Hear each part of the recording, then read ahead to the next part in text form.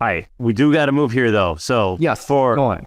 so I love the mindset for those who are caught up in I need to earn X cash on cash. Like go back and listen to the last 3 minutes there.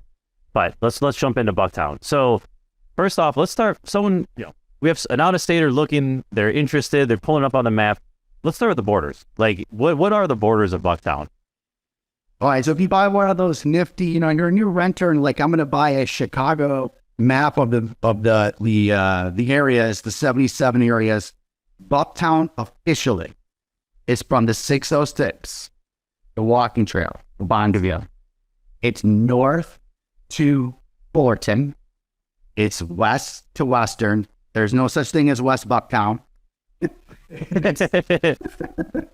And now it's Palmer Square though. It's get its own other name. I love Palmer Square. That's a fantastic area. And it's east to the highway. That is official Bucktown. However, What about that little section on the other side, like to the river? Not that there's much residential there, but is that technically Bucktown or no?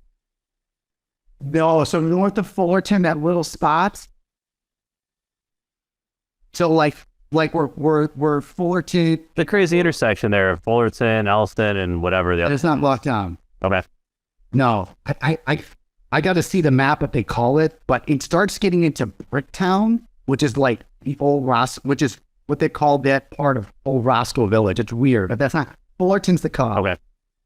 Okay, cool. All right, so it's like geographically, this is a very small area, right? Like you're not working with much here. You have, and it's not even squares. Like you have the highway coming out. 9 blocks.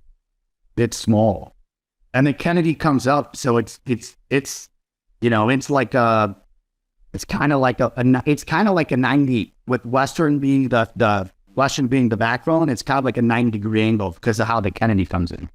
Yeah. Like a triangle, like a 90. So what is it in this small little area? Like, how are you finding deals for yourself and for your clients? Like, just macro level question here. Like, small area to fish in.